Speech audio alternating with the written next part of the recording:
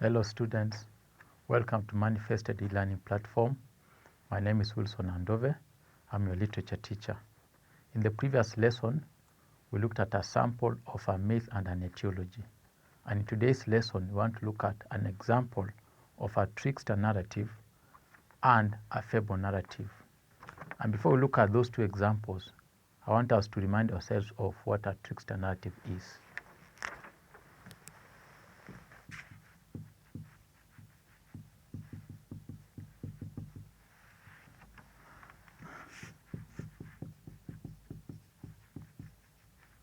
So a trickster narrative is a story where an animal tricks another.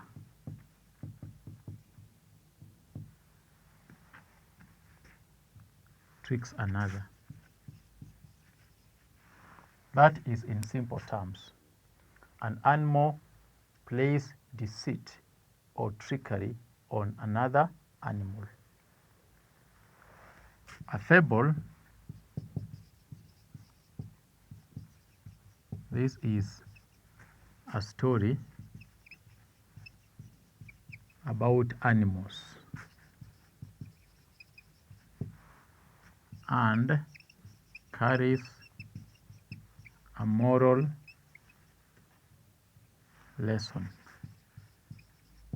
Now students, all stories do carry a moral lesson. Now, a trickster and a fable, they're very similar.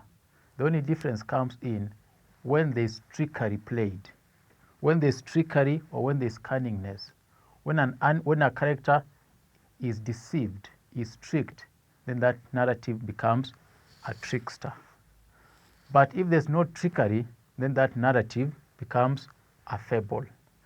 Both narratives actually use animal characters. So both narratives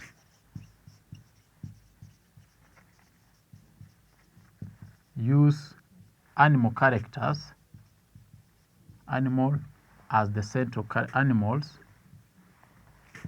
as the key characters. And I've said before, the hare is always the grand trick master.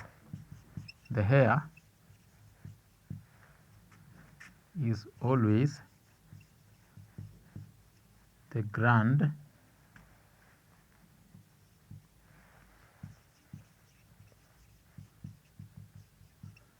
trick master.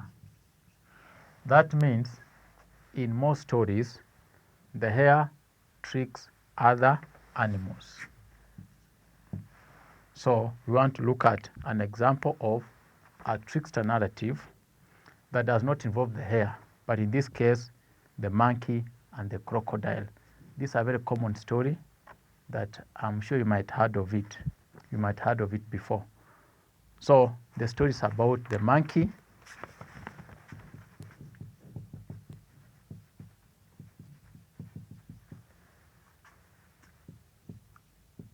and the crocodile.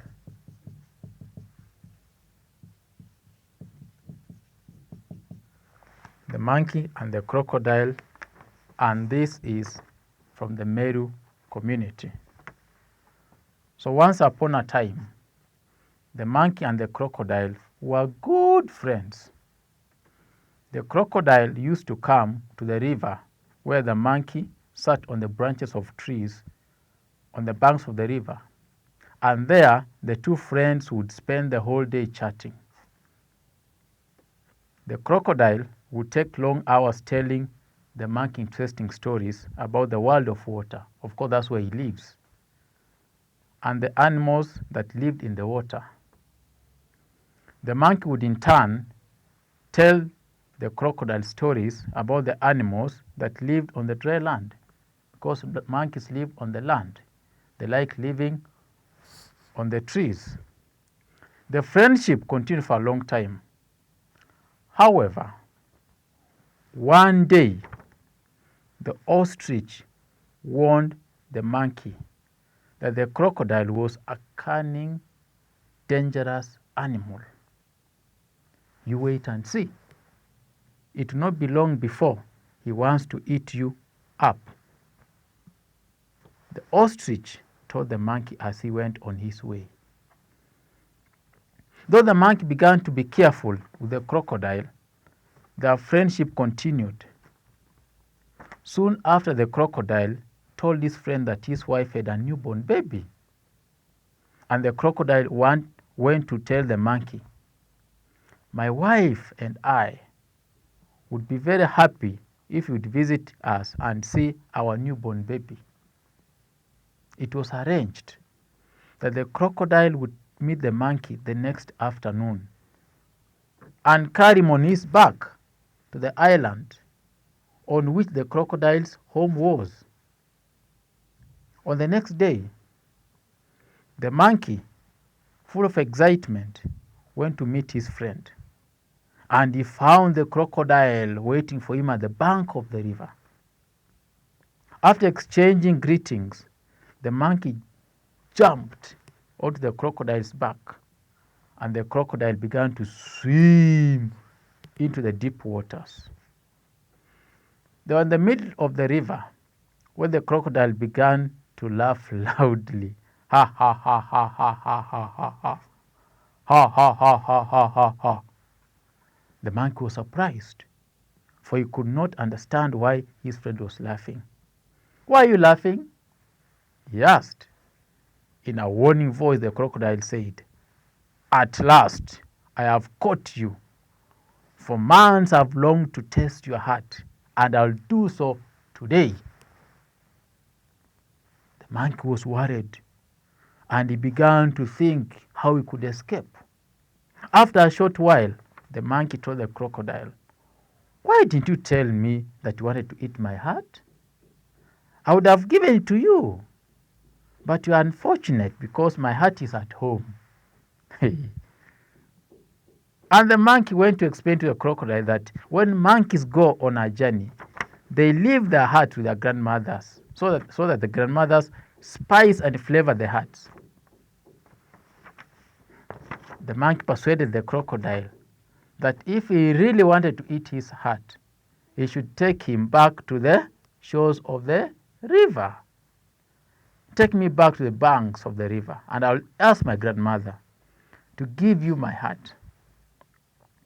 The monkey pleaded with the crocodile. The crocodile, without thinking, headed back to the banks of the river. He swam fast, for he believed that the monkey would give him his heart. Within no time, they were at the bank of the river. The monkey jumped onto the crocodile's back, jumped from the crocodile's back onto a tree, and began to jump from one tree to the other.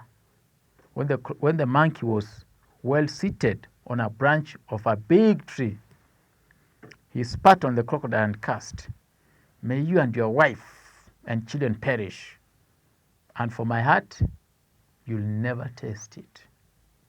And so the saying, the monkey threw a dead branch at the crocodile, which swam back into the deep waters.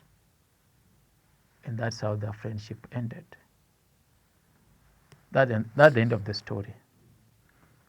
Now, students, in that story, you can see we have two friends, the crocodile and the monkey.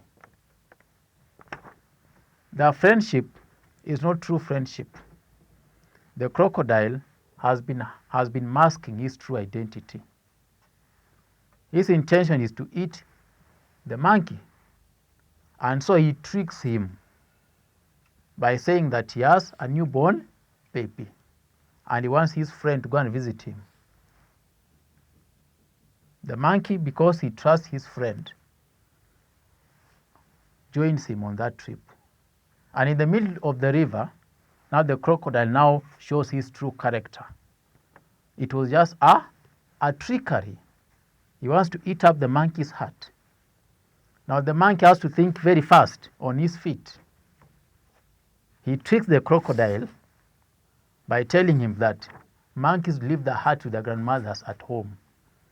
In other words, they don't they don't have their hearts with them. So the crocodile is tricked by the monkey that he should take the monkey back to the shore of the river, so the monkey can go for his hut, which is on top of a tree. So when the monkey is on top of a tree, he now throws a branch at the crocodile, and that's how the friendship ended. So students, in this story you can see there's trickery. Both animals trick each other.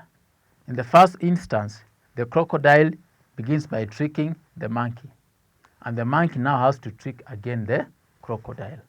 So we call that a trickster narrative. But you can see we have animal characters as playing a central role. So we want to look at the second type of a narrative, and in this case, a fable. As I said, a fable again employs animal characters, but there's no trickery. We see animals just living their lives, socializing just like human beings. So we want to look at an example of a fable, and the story is entitled The Hare and the Chameleon. The Hare and the Chameleon. The Hare and the Chameleon.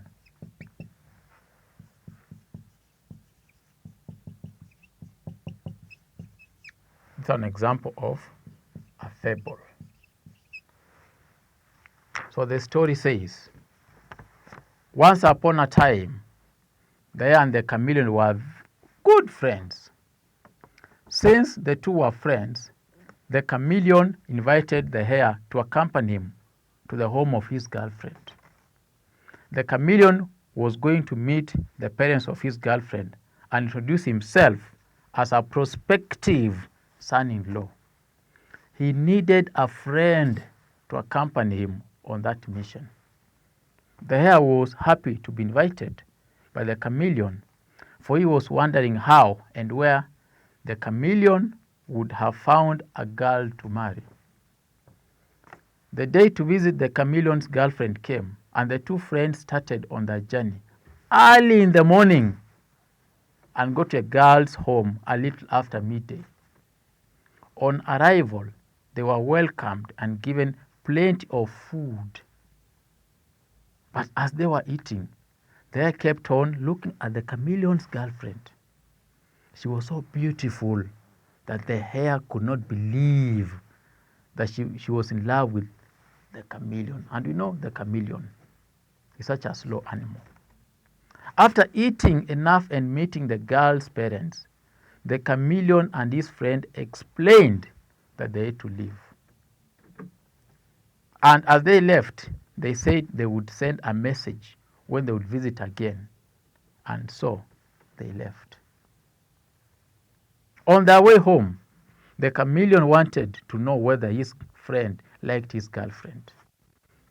How do you like her? He asked the hare. Not bad, the hare replied without showing interest in the matter. He was infuriated that such a beautiful girl wanted to marry the chameleon. When the two friends parted so that each could go to his home, the hare at full speed went back to the home of his friend's girlfriend. He found the girl alone, and without wasting much time, the hare told the girl that it was not the chameleon who wanted to marry her. He told her that it was he who loved and wanted to marry her. And he told her a lot of bad things about the chameleon. The girl was disturbed. She could not decide what to do immediately. She told the hare to go away and that she would contact him later. Later, the girl told her father what had happened. And after thinking for a long time, the father told his daughter to send word to the two suitors, asking them to come and see him. The day came when the two were to meet the girl's father. When they went to his house, the man told them, I've learned that the two of you want to marry my daughter. But as you know, a girl cannot be married by two men. Therefore, you go back to your homes, and on the day after tomorrow, you come back to my house. Whoever arrives here first and asks for a stool to sit on will be the man to marry my daughter. And after the two left the old man's house, on their way home, they did not speak to each other. The chameleon was greatly disturbed that his friend had ruined his chances of marriage. And how he get to a girl's home earlier than the hare, and how could he get to a girl's home earlier than the hare? He thought as he walked. But the hare was extremely delighted. He was now sure that he would marry the beautiful girl. Why? Because the hare actually moves faster than the chameleon. On the appointed day, students, the chameleon left his home very early in the morning. He walked and walked and walked and walked. But you know the chameleon is always very slow. So even if he walks for a long time, he does not cover a long distance. But the hare did not wake up early. After all, he was sure that he could run and overtake the chameleon. So the hare started his journey after the sun was high up in the sky. He ran as fast as he could. Before long, he passed his friend the chameleon, and he kept on running. But after a while, he decided to rest. After all, the chameleon was way, way, way behind him. As the hare was resting, the chameleon reached him and sat on his tail. After resting long enough, the hare resumed his journey. He walked comfortably for as long as he thought the chameleon was way behind. The girl's father was in his hut when the hare arrived, and as soon as he arrived, he asked for a stool to sit on, and the stool was brought. But just as the hare was about to sit, the chameleon shouted, "Young man, watch out, do not sit on me, for I am already seated." The girl's father had nothing to say. He just told the hare that the chameleon was his son-in-law to be. The hare went home ashamed. And that's the end of my story. So students, the second example is a fable, because we have these two characters, the hare and the chameleon. They are also good friends, just like the first story. And in this case, there's no trickery. Though we see the hare being jealous of the chameleons, that the chameleon is going to get himself a wife, he does not play tricks on the chameleon. Instead, he makes his moves. He wants to get this girl from the chameleon. So this example is a favor because there's no outright trickery, unlike in the first example. So students, as we discuss these examples of narratives, I want you to isolate, to identify those features of narratives that are found in these stories. For example, you have seen in these two examples that I've given today, we have the opening formula and the closing formula. We also have the use of animal characters. As I said, those are some of the features of narratives. So students, until next time, that will be the end of today's lesson. And in the next lesson, we shall look at more examples of other narratives. Have a blessed time. Thank you.